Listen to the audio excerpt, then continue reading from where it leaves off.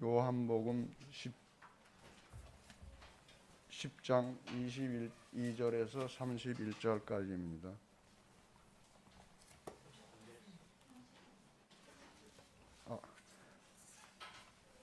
33절에서 42절까지입니다.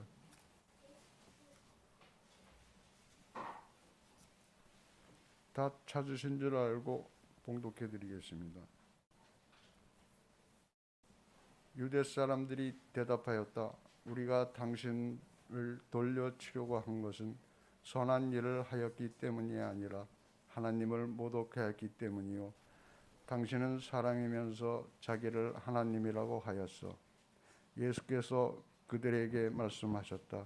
너희 율법에 내가 너희들 신들이라고 하였다 하는 말로 기록되어 있지 않느냐.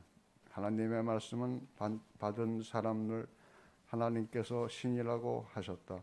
또 성경은 폐하지 못한다. 그런데 아버지께서 거룩하게 하여 세상에 보내신 사람이 자기를 하나님의 아들이라고 한 말을 가지고 너희는 그가 하나님을 모독한다고 하느냐. 내가 내 아버지의 일을 하지 아니하거든 나를 믿지 말아라. 그러나 내가 그 일을 하고 있으면 나를 믿지 아니할지라도 그 일은 믿어라. 그리하면 너희는 아버지께서 내 안에 계시고 또 내가 아버지 안에 있다는 것을 깨달아 알게 될 것이다. 그러므로 그들이 다시 예수를 잡으려 하였으나 예수께서는 그들의 손을 벗어나 쏙 피하셨다. 예수께서 다시 요단강 건너쪽 요한이 처음에 세례를 주던 곳으로 가서 거기에 머무르셨다.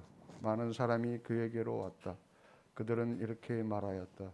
요한은 표정을 하나도 행하지 않았으나 요한이 이 사람을 두고 한 말은 모두 참되다. 그곳에서 많은 사람이 예수를 믿었다. 아멘.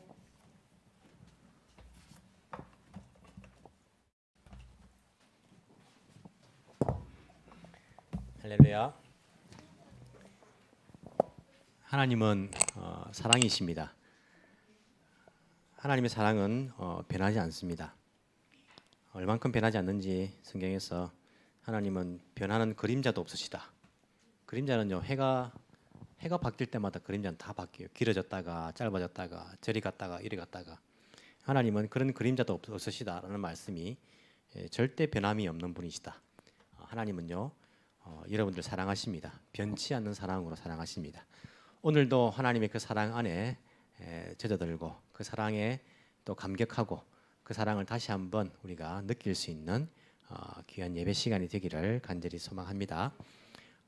우리가 살면서 많이 하는 그 생각 가운데 한 가지가 무엇을 해서 먹고 살까? 우리가 그런 이야기 참 생각들을 많이 하는 것 같아요.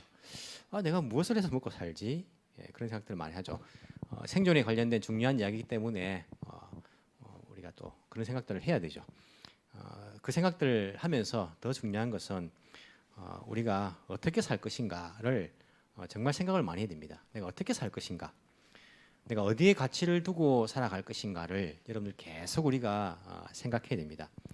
내가 무엇을 추구하면서 살아가야 될 것인가를 생각해야 되고요. 내가 누구를 위해 살 것인가, 나는 어떻게 말을 하고 어떻게 행동을 할 것인가, 내가 어떤 마음을 가지고 내가 살아가야 될 것인가를 내가 계속적으로 생각해야 합니다. 하나님의 백성으로서 그 생각들을요, 내가 무엇을 해서 먹고 살 것인가 하는 생각보다 훨씬 더 우리가 많이 할 필요가 있습니다. 오늘날 우리가 살아가는 이 시대에 어찌 보면 메시아들이라고 제가 이제 오늘 제목을 했는데, 이 시대의 메시아로서 우리가 메시아면 이 이단 아닙니까? 오늘 설교 들어보시면 그런 의미가 아닌 것을 아실 겁니다. 내가 이 시대의 메시아로서 어떻게 생각하고 어떻게 행동하고 무엇을 위해 살고 어디를 향해 나아가야 될지 우리가 그런 생각들을 할 수 있는 메시아적인 삶을 살아갈 수 있는 우리가 되기를 간절히 소망합니다. 우리가 계속해서 요한복음 예수님의 가르침을 보고 있는데, 우리가 예전에 몇 년 전부터 했던 예수님의 공생애 한번 간단하게 복습을 여러분 해볼까요? 기억하고 계신지 모르겠지만은 한번 복습을 한번 해보죠. 예수님의 공생애 가운데에 유월절을 우리가 기점으로 조금 나누어 봅니다. 예수님의 공생애 기간 가운데 유월절이 몇 번 있었다라고 말씀을 드렸습니까? 네 번으로 그렇게 봅니다. 학자들 사이는 세 번으로 보는 사람들이 있다. 왜냐하면 세 번째 유월절 때 예수님께서 올라가셨다는 말이 없기 때문에 세 번으로 보는 사람도 있는데 보통 우리가 네 번으로 예수님의 생애 가운데 네 번입니다. 그러면 몇 년입니까? 만 3년이죠, 그죠? 만 3년입니다. 1년, 2년, 3년이니까 만 3년입니다. 자, 첫 번째 유월절이 있기 전에 예수님께서 요단강으로 가셔가지고 세례를 받으심으로써 공생애를 시작하십니다. 이게 첫 번째 유월절 전이죠. 세례를 받으시고 어디로 가시냐면 갈릴리 지방으로 가셔가지고 가나에서 첫 번째 기적을 행하십니다. 물로 포도주를 만드는 기적을 행하시죠. 그 기적을 행하신 이후에 첫 번째 유월절 되어서 예루살렘으로 가십니다. 예루살렘은 남쪽에 있지만은 올라간다라고 말합니다. 수도이기 때문에 그렇고 또 실제적으로 산에 있기 때문에 올라간다라고 말하죠. 첫 번째 유월절 때에 예루살렘으로 올라가셨습니다. 그때 하신 일이 무엇입니까? 성전을 청결하게 청소하십니다. 장사하고 있는 사람들, 돈 받고 있는 사람들 다 판을 뒤엎으시면서 성전을 깨끗하게 하시죠. 오늘 본문의 배경이 성전 청결 맞절이죠, 그죠? 그와 마찬가지로 예수님께서 성전을 진정으로 청결하게 청소하십니다. 그리고는 니고데모라는 사람을 또 만나시죠. 그래서 이야기하시지 않습니까? 유대인인데 바리새인인데 이 니고데모와 대화를 하시고 한 8개월 정도 첫 번째 유월절 때에 예루살렘에 머무르셨다라고 그렇게 알려져 있습니다. 그리고는 갈릴리 지방으로 올라가시면서 중간에 사마리아를 통과해 가시죠. 사마리아 여인을 만나십니다. 그게 예수님의 사역의 초기 시절입니다. 그게 성경에 보시면 요한복음 4장에 나오죠. 사마리아 여인을 만나셔서 또 그들에게 복음을 전하시고 갈릴리로 올라가셔서 사역을 하십니다. 두 번째 유월절이 됩니다. 그리고는 두 번째 유월절 때 예수님께서 예루살렘으로 올라가십니다. 무엇을 행하시죠? 38년 된 병자를 고치십니다. 이 기록밖에 나와 있지 않습니다. 다른 거는 이제 나와 있지 않고 두 번째 유월절 때에는 38년 된 병자를 고치셨다. 그리고 다시 갈릴리로 가셔가지고 갈릴리에서 사역을 하십니다. 세 번째 유월절 때에는 올라가셨다라는 기록이 없습니다. 그래서 올라가지 아니하셨을 것이다라고 생각을 합니다. 올라가셨으면 분명히 기록을 했을 것인데 하지만 세 번째 유월절 즈음에 행했던 기적이 요한복음 6장에 나옵니다. 오병이어의 기적이죠. 물고기 2마리와 보리떡 5개로 남자 성인 5,000명을 먹이시는 이상을 먹이시는 그 기적이 세 번째 유월절 즈음에 즉 예수님의 공생에 만 2년 정도 되는 그 즈음에 행하신 기적이다라고 알려져 있습니다. 세 번째 유월절 때는 올라가지 않으셨는데 그 세 번째 유월절로부터 3개월 뒤인 초막절이죠. 초막절 때는 예수님께서 예루살렘으로 올라가십니다. 그게 우리가 보았던 요한복음 7장부터 나오죠. 초막절은 예루살렘에 올라가셔서 그 성전에서 가르치신 예수님의 가르침이 나오고 있습니다. 초막절로부터 다시 3개월이 지나면 수전절입니다. 성전을 봉헌하는 성전 봉헌제라고 이렇게 세번역 성경에 기록되어 있죠. 그래서 우리가 지금 보고 있는 10장 22절부터는 성전 봉헌제, 초막절부터 3개월 뒤인 성전 봉헌제, 약 12월 25일 크리스마스 전후로 비슷하게 그 절기가 겹치는데 그 기간에 있었던 사건이다. 그리고는 예수님 마지막 유월절까지 이제 몇 개월 정도 남습니까? 아무 생각 없이 듣다가 갑자기 물어보면요 잘 모르겠죠, 그죠? 3개월 정도 남습니다. 이제 마지막 유월절 네 번째 때에는 예수님께서 십자가에 달려 돌아가시잖아요. 이제 십자가에 달려 돌아가시는 그 네 번째 유월절까지는 이 성전 봉헌절부터 3개월 정도가 이제 남게 됩니다. 그 3개월간을 어디에서 오늘 40절에 보시면요 예수님께서 어디로 가십니까? 다시 요단강 건너쪽 요한이 처음에 세례를 주던 곳으로 가서 거기에 머무셨다.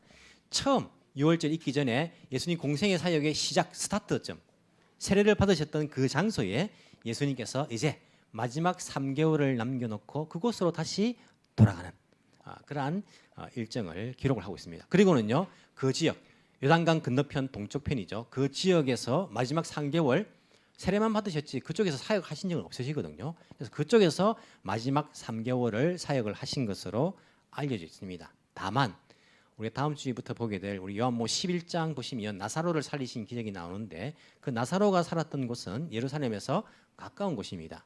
그렇기 때문에 그 나사로를 살리기 위해서 잠시 이쪽으로 오셨고 다시 그쪽 지방으로 가시는데 대부분 3개월을 요단강 동편 세례 받으셨던 그 지역에서 마지막 3개월 사역을 하시고 그리고 예루살렘에 올라가셔가지고 십자가에 달려 돌아가셨다라고 이해하시면 됩니다. 이 순서가 중요한 게 성경을 훨씬 더 이해함이 더하기 위해서는요. 예수님의 공생의 순서를 조금 기억하고 성경을 읽으실 필요가 있습니다. 그래야지 훨씬 더 이해함이 빠릅니다. 왜 예수님께서 자기가 메시아인 것을 말하지 말라고 했는가? 시기적으로 그때 말하면 그때 잡힐 수 없기 때문에 뭐 그런 부분들도 나오고 왜 여기서는 또 사람들에게 가서 말하라고 했는가? 예수님의 공생의 사역의 시점을 알면요. 훨씬 성경을 이해하시기 좋은 것이라고 할 수 있습니다. 자, 오늘은 그 3개월 남겨둔 시점, 성전 봉헌절이 계속되고 있는 시점에 솔로몬 회당에서 사람들이 운집하고 있었고 예수님을 둘러싸고 있었고 거기에서 예수님께서 메시아에 관한 이야기들을 하시는데 그 이야기가 오늘 계속되고 있는 것을 볼 수 있습니다. 사실 오늘 본문도요 조금 어려웠던 본문이고 이걸 가지고 무엇을 설교를 하지라고 고민했던 부분이라서 지난주에 성전 봉헌절 했는데 뛰어넘어가지라고 생각을 잠시 했습니다만은 제가 이런 생각과 굉장히 싸움을 많이 하고 있습니다. 하나님 말씀을 내가 어렵게 생각하고 알 수 없는 부분들도 묵상하고 연구해서 우리가 또 설교할 수 있도록 그런 생각을 하기 때문에 다시 이 본문을 가지고 여러분들 앞에 서게 됩니다. 지난주에 예수님께서 메시아인 것에 대해서 말씀하시면서 나는 하나님과 하나이다 그 말을 해가지고 사람들이 돌을 던져 치려고 하였습니다. 그 순간에 예수님께서 그들에게 말씀하시는 장면이 나오죠. 야, 내가 행하였던 것이 하나님께 내가 보내심을 받고 행한 일인데 내 일 가운데 32절에 보면 나옵니다. 어떤 일을 가지고 나를 돌로 치려고 하느냐? 너 왜 쉽게 말하면 왜 나를 돌로 치고 내가 무슨 잘못을 했는데 왜 돌로 치려고 하느냐? 이렇게 예수님께서 그들에게 말씀하시는 거예요. 유대인들이 말합니다. 뭐라고 말합니까? 대답합니까? 우리가 돌로 치려고 한 것은 너가 좋은 일을 했기 때문에 기적을 행하고 병자들을 고치고 선한 일을 했기 때문에 한 것이 아니라 하나님을 모독, 신성 모독을 했다.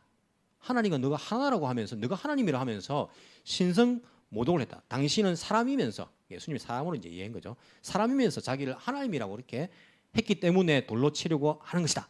이렇게 유대인들이 대답합니다. 그때 예수님께서 다시 그들에게 대답하십니다. 34절에 보시면 자, 좋다 그러면 너희의 율법에 너희들이 지금 율법을 따르지 않느냐? 율법을 지키지 않느냐? 너희 율법을 한번 보자. 너희 율법에 내가 너희를 신들이라고 하였다 하는 말이 기록되어 있지 않으냐? 하나님 말씀을 받은 사람들 하나님께서 신이라고 하지 않았느냐? 라고 예수님께서 말씀하시는 거예요. 여러분 율법에 내가 너희를 신들이라고 하였다라고 기록된 곳이 어디 있습니까? 어디 있죠? 여러분들도 오늘 처음 들어봅니까? 성경 밑에 보시면 각 주에 달아가지고 시편 82편 6절이라고 밑에 되어 있죠, 그죠? 설명에 시편 82편 6절을 찾아보시면 정확하게 이 말씀과 같은 말씀이 기록되어 있습니다. 하나님께서 말씀하시기를 내가 너희를 신들이라고 하였다라는 그런 말씀이 있죠. 그리고 그 뒤에 너희는 모두 신들이고 가장 높으신 분의 아들들이지만 이제 하나님의 아들들이다. 이 말도 첨가되어 있는 것을 시편을 찾아보시면 알 수 있습니다. 자, 예수님께서 시편의 말씀을 뭐라고 했습니까? 너희 율법에라고 했죠. 너희 율법에. 그래서 이 율법이란 것은 구약 성경을 말씀하시는 것으로 이해하면 됩니다. 그냥 모세 율법 그것만 말씀하신 것이 아니라 하나님의 말씀. 이 당시에 이제 구약 성경만 가지고 있었죠. 구약 성경을 예수님께서 율법이라고 그렇게 표현을 하시는 거죠. 이 당시에 유대인들은요 구약 성경을 다 믿고 따르는 사람들이었습니다. 율법으로 표현하기도 하죠. 예수님께서 말씀하십니다. 너희들이 믿고 따르고 지키고 있는 그 율법, 시편의 말씀에 하나님께서 말씀하시기를 너희는 모두 신들이다 이렇게 표현하지 않았느냐? 여기 시편에 보시면요, 그 하나님께서 너희는 모두 신들이다 이렇게 표현할 때 이 신들은 우리가 하나님을 이제 히브리어로 엘로힘이라고 표현하죠. 하나님. 여호와는 뭐 에호바, 뭐 야훼 이렇게 이제 뭐 이렇게 표현하기도 하는데 정확한 발음은 모릅니다. 하나님의 이름은 다 까먹기 때문에. 하여튼 여호와는 야훼라고 하기도 하고 하나님은 엘로힘이라고 이렇게 이제 단어가 다른 단어예요. 그래서 하나님은 엘로힘 한 복수입니다. 엘은 단수고 엘로힘 힘 붙으면 이제 복수죠. 신들 이렇게 되어 있는데 하나님께서 너희는 모두 신들이다 할 때에 이 신들도 엘로힘, 하나님을 표현한 엘로힘과 똑같은 단어를 쓰고 있습니다. 그러니까 이 사람들을 향해서 너희들도 엘로힘이다, 신들이라고 진짜 이렇게 표현을 하고 있는 거예요. 자, 시편의 문맥을 보면요, 어떤 사람들을 신들이라 할까요? 어떤 사람들을? 시편을 82편을 전체 읽어보시면 하나님의 그 권위를 위탁받아서 사람들을 재판하는 재판관들을 너희는 신들이라는 표현을 하고 있어요. 재판관들을. 하나님께서 이 땅을 심판하시는 것처럼 재판관들도 하나님의 공의로 정의로 심판을 해야 되지 않습니까? 그런 사람들을 향해서 너희는 신들이다, 이런 표현을 쓰고 있는 거예요. 예수님께서는 어떤 표현을 쓰고 있습니까? 너희는 신들이라 할 때에 35절에 하나님의 말씀을 받은 사람들을 하나님께서 신이라고 하셨다, 이렇게 해석하십니다. 시편은 문맥을 보시면 재판관들에 관한 이야기인데 예수님께서는 해석하시기를 하나님의 말씀을 받은 사람들이 바로 하나님께서 말씀하시기를 너희는 신들이다, 이렇게 표현했다라고 이야기합니다. 그럼 우리가 여기서 이 두 가지의 연관성을 생각을 해봐야 됩니다. 시편에서는 재판관을 말하는데 예수님은 하나님의 말씀을 받은 사람들을 말씀하시네. 어떻게 이해할 수 있습니까? 어떻게 개연성이 있습니까? 쩌나가리가 어떻게 있습니까? 재판을 하는데 뭘로 재판하는 기준이 뭡니까? 하나님께 위탁받았으니까 하나님의 말씀이 기준이죠. 그렇죠? 하나님 말씀이 기준이 되어서 하나님의 말씀으로서 이것은 옳다, 이것은 옳지 않다라고 판단하는, 심판하는 것입니다. 그렇기 때문에 재판관이라고 할 때에 하나님의 말씀을 받은 자라는 것과 동일하다고 할 수 있어요. 그 의미가 통합니다. 뭘로 심판할 것입니까? 너희 생각 말고, 너희 법 말고 하나님의 법, 하나님의 말씀, 그것이 기준이 되어서 심판하기 때문에 예수님께서는 그것을 하나님의 말씀을 받은 자들을 너희는 신들이라고 표현을 했다고 말해요. 고린도전서 6장 2절에 보시면요, 그런 표현이 있죠. 성도가 세상을 심판할 것을 너희가 알지 못하느냐. 성도가 이 세상을 심판은 뭘로? 하나님의 말씀으로. 기준이. 그러니까 하나님의 말씀을 받은 사람들에게 예수님께서는 율법에서 너희는 신들이다, 너희가 하나님이다, 이렇게 표현하지 않았느냐 하면서 너희는 하나님의 아들들이다 라는 표현까지 뒤에 붙이고 있는 것을 볼 수 있죠. 자, 너희가 믿는 율법에도 그렇게 표현하지 않았느냐. 우리가 뭡니까? 우리가 하나님의 말씀을 받은 사람들 아닙니까? 여러분들 하나님 말씀 안 받았습니까? 하나님 말씀 받았지 않습니까? 말씀이 있고 복음이 있고 여러분들이 하나님 뜻이 무엇인지를 알고 있고, 그렇기 때문에 여러분들이, 우리 성도가 고린도전서의 말씀처럼 이 세상을 심판하는 거예요. 그리고 우리가 하나님의 재판관들이고 하나님께 위탁받은 사람들이니까 뭡니까? 우리가 신들이다, 신들. 성경이 표현하면 우리가 신들이다 라고 할 수 있는 거예요. 이게 존재론적인 그런 의미를 말하는 건 아닙니다. 여러분, 우리 지난주에 메시아에 대해서 봤는데 구약 성경의 메시아는요, 사람 아닙니까? 기름 부음을 받은 사람들이 메시아 아닙니까? 구약 성경에서 왕들, 다윗도 기름 부음 받은 메시아, 그 당시에 왕으로서 또 제사장으로서 기름 부음을 받은 그 사람이 메시아, 선지자, 하나님의 말씀 맡은 자로서 그 기름 부음 받은 그 메시아들 아닙니까? 구약 성경에 보시면요, 메시아들이 나와요. 메시아들이, 기름 부음 받은 사람들이 나온단 말입니다. 그 기름 부음 받은 사람이란 뜻이 메시아니까 그 사람들이 나옵니다. 그들이 메시아들이에요. 메시아들인데 그 구약 성경에 나오는 메시아들은요, 누구를 가리키고 있는 겁니까? 그 사역들을 통해, 왕, 제사장, 선지자 사역들을 통해서 누구를 가리킵니까? 진정한 메시아이신 예수님을 가리키고 있는 거예요. 그 메시아, 구약 성경에 나오는 메시아들은요, 진정한 하나님께서 보내신 이 인류를 구원하실, 죄로부터 구원해 주실 그 메시아 예수 그리스도를 이게 지칭하고 지명하고 있는 거예요. 예표라고 할 수 있죠. 예라고 할 수 있습니다. 그들이. 그럼 예수님께서 진정한 메시아로 오셨습니다. 메시아 오셔가지고 메시아적인 사역을 하십니다. 그리고는 그 예수님의 메시아적인 그 사역이 누구에게 이양됩니까? 예수님의 제자들, 교회, 성도들에게 이양이 되는 거예요.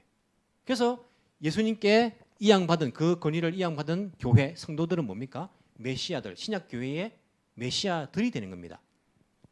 이상합니까? 예수님께 승천하시고 난 다음에 다락방에 모여가지고 마가 다락방에서 제자들이 기도하는데 거기에 성령께서 임하십니다. 우리가 성령의 기름 부음을 받았다라는 표현을 하죠. 성령이 나타나가지고 뭐 덴뿌라 기름을 붓습니까? 우리 머리에 기름을 진짜 붓는 겁니까?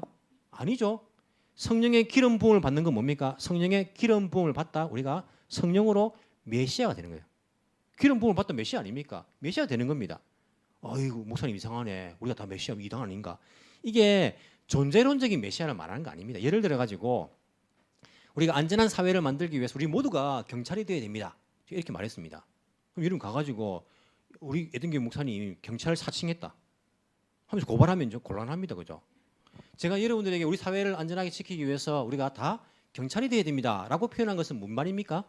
그런 역할을 해야 된다는 말이지 진짜 경찰이라는 말은 아니잖아요. 신분이. 근데 어떤 사람이 만약에 자기가 진짜 경찰도 아닌데 경찰력 막 노릇을 하는 거예요. 사람들한테 막 돈을 뜯기도 하고 경찰 돈 뜯는 사람은 아니지. 딱지를 끊기도 하고 뭐 경찰 옷을 자기가 막 사가지고 입어가지고 이 사람은요 사기꾼. 경찰 사칭하는 것이지만은 우리가 경찰이 되어야 됩니다라는 표현은요 경찰 역할을 해가지고 서로가 안전을 지키기 위해서 그런 지킴 역할을 한다 이런 말이에요. 우리가 신약 시대에 신약 교회에 메시아적인 역할을 해야 된다는 것이지 존재적으로 우리가 메시아의 존재라 신분이라는 말씀은 아닙니다.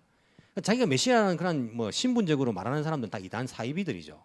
우리가 말하는 것은 구약 성경에서 메시아들이 했던 그 사역들, 왕, 제사장, 선지자로서 백성들을 하나님 말씀으로 바로 인도하고 왕으로서 하나님 말씀으로 백성들을 하나님께로 인도하는 제사장적인 중보적 역할, 하나님 말씀을 이들에게 선포하는 선지자 역할, 그 메시아들처럼 우리 신약 교회, 신약 시대에 우리가 메시아이신 예수님께 이양받은 메시아적인 사역들, 역할들을 해야 된다는 그 의미로서 우리가 이 시대의 메시아들이라고 할 수 있는 것입니다.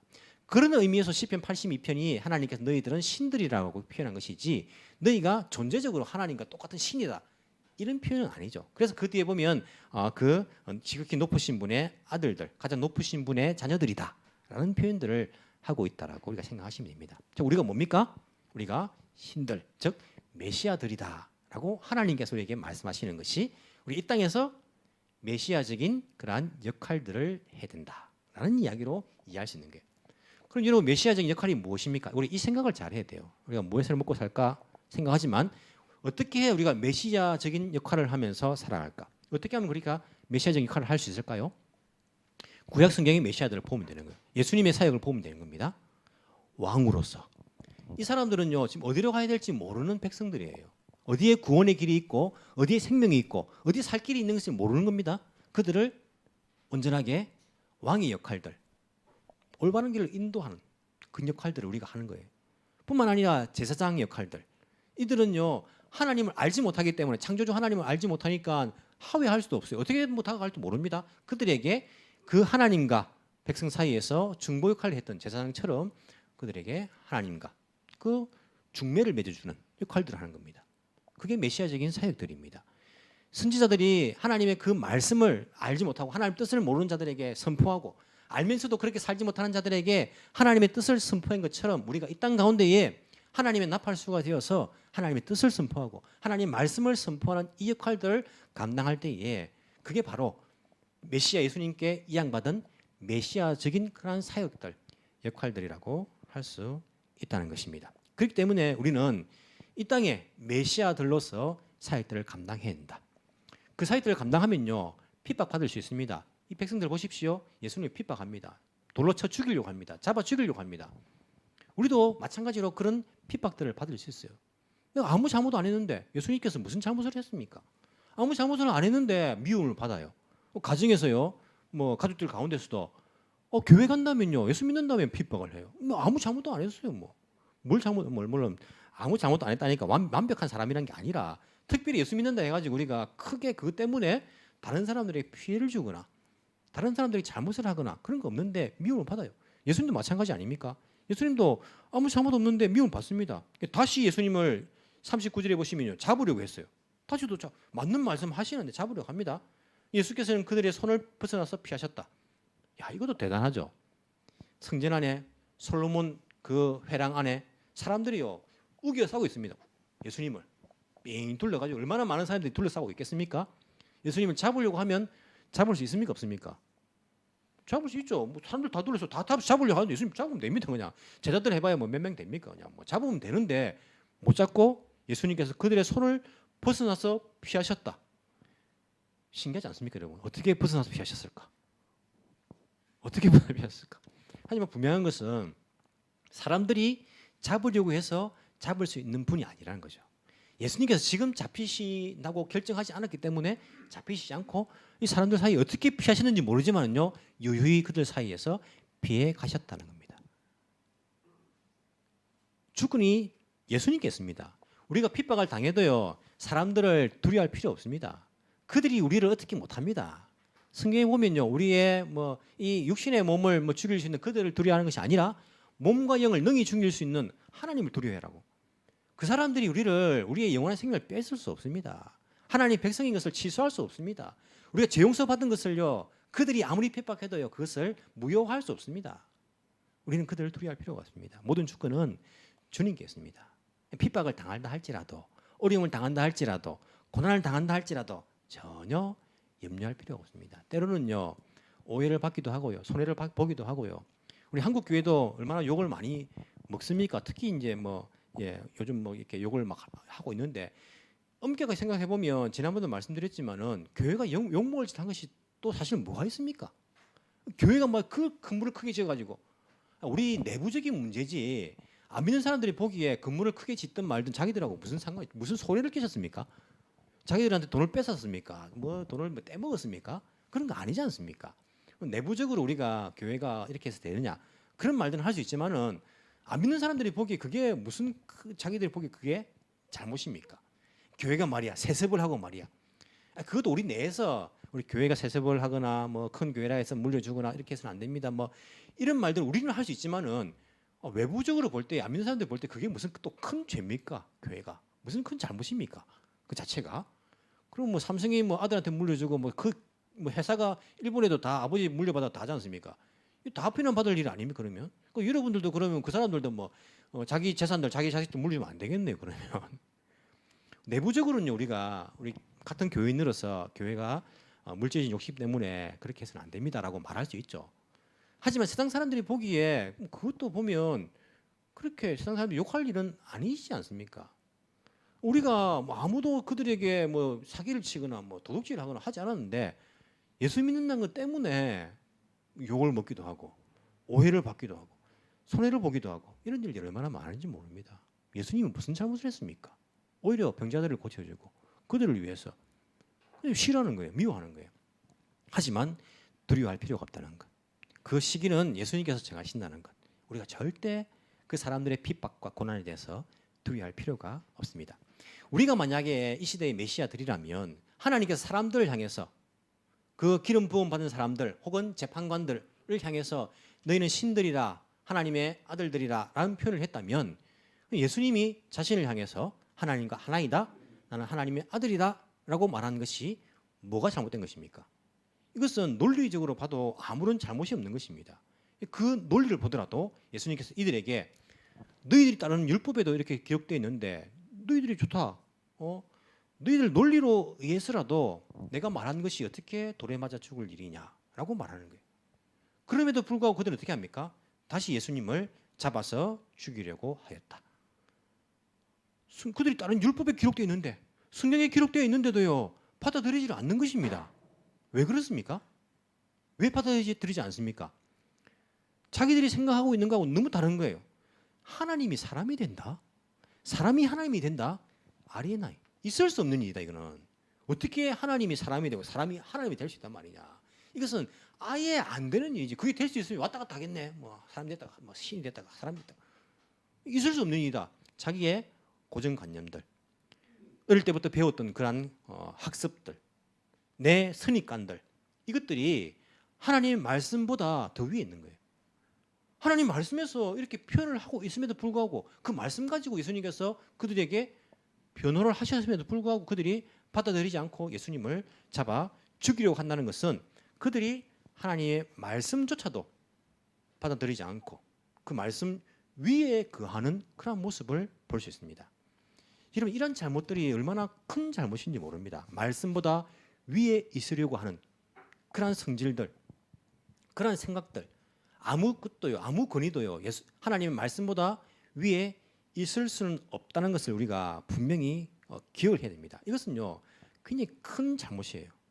쉽게 생각하고 넘어가는 경우들이 많이 있는데 우리는 이 하나님 말씀에 혹시라도 내가 위에 있는 것은 아닌가를 늘 생각하고 점검할 필요가 있습니다. 내가 이해 안 되는 그 말씀들, 내 감정을 찌르는 그 말씀들, 야, 나 이 말씀 도저히 내가 감당하기 힘들고 받아들이기 힘들다. 말씀은 그렇게 말하지만은 나는 그렇게 생각하지 않는다. 이 말이 무서운 말이에요. 목사님 하나님 말씀 가지고 우리한테 말하지만은요, 저는 그렇게 생각하지 않습니다. 무슨 말을 합니까 그러면? 본인이 그렇게 생각하지 않는, 하나님 말씀도 그렇게 생각하지 않는데 뭘 어떻게 가르칩니까? 우리가요 정말 조심해야 됩니다. 하나님 말씀 위에 있을 수 있는 근인은요 아무도 없습니다. 유대인들은 자기 생각, 선입관 이것들하고 안 맞으니까요 예수님 말씀으로 제시하시는데 그것 받아들이지 않는 거예요.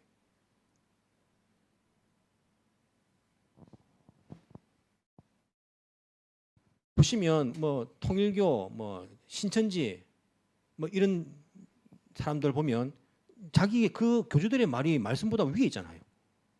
말씀과 안 맞는 이야기들, 말씀을 이용해가지고 막 이런 이야기들을 하잖아요. 똑같습니다. 만약 교회에서 목사가 말씀보다 위에 있다, 목사의 말이 말씀보다 더 위에 있다, 그럼 그 뭐 이단들하고 다를 건 뭐가 있습니까? 목사가, 장로가 혹은 누구라도 그 말씀의 근위보다 위에 있을 수 있습니까? 절대 없습니다. 말씀의 근위입니다. 천주교는요 교황이 말씀의 근위보다 위에 있습니다. 이거 아십니까? 교황은 무오합니다. 오류가 없습니다.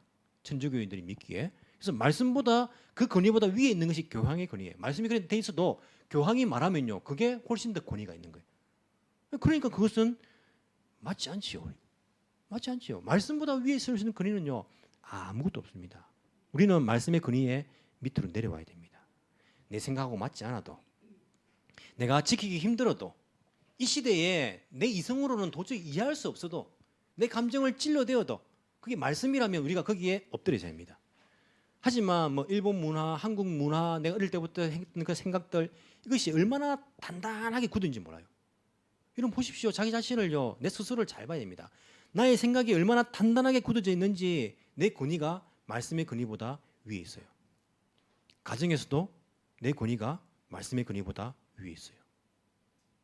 교회에서도 내 권위가, 내 말이, 내 생각이, 내 뜻이 말씀의 권위보다 위에 있어요.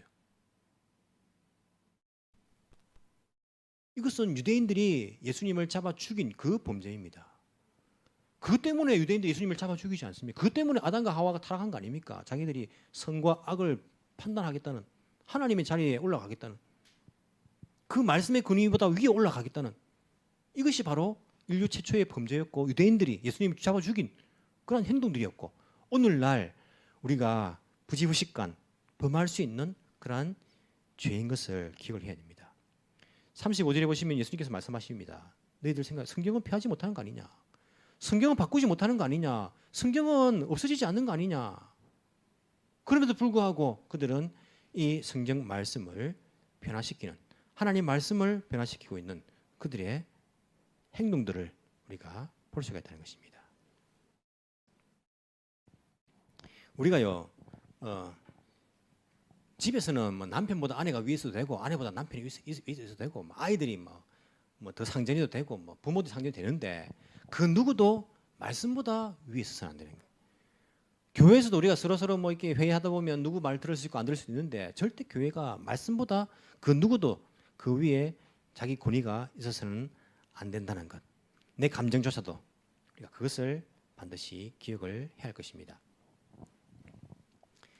우리가 이 땅에서 세워진, 성령의 기름 부음 받은 바에 의해서 세워진 메시아들로서 정말 그 말씀이 우리에게 가르쳐 주시는 그대로 순종하면서 그 메시아의 사역들을 감당한다면, 우리를 통하여서 우리의 메시아 되신 예수님께서 다시 한번 이 땅 가운데에 주의 구원의 그 역사들을 이루어 가실 것으로 믿습니다.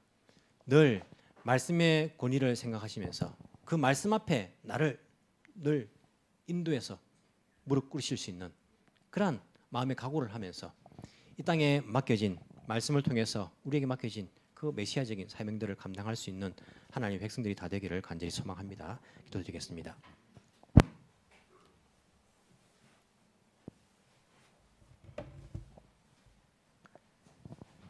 주님, 주의 복음을 받아 예수님의 제자가 된 우리들이 이 시대에 주님 보내신 성령의 기름 부음을 받은 자들임을 잘 알고 있습니다. 주여, 우리가 예수 그리스도의 구원의 소식을 이 세상 사람들에게 선포할 수 있는 그러한 사명을 감당하게 하여 주옵소서. 성령의 기름 부으심을 날마다 허락하여 주시사 메시아적인 사명을 감당하는 한 사람 한 사람이 되게 하여 주옵소서. 우리의 삶이 항상 하나님 말씀 위에 세워지기를 원합니다. 주의 말씀이 우리의 삶의 기준이 되며 주의 말씀에 순종하며 주의 말씀이 우리를 변화시키는 그러한 은혜를 우리에게 허락하여 주옵소서. 세상은 이런 우리를 이해하지 못하고 핍박하고 박해하며 왕따시키고 고난의 길을 걷는다 할지라도 사람들을 두려워하는 것이 아닌 몸과 영을 능히 멸하시는 주를 두려워하며 이 세상을 정복하며 이기며 고난을 돌파하며 살아갈 수 있는 우리들의 믿음이 될 수 있도록 주께서 은혜 베풀어 주옵소서. 살아계신 예수님 이름으로 기도합나이다. 아멘.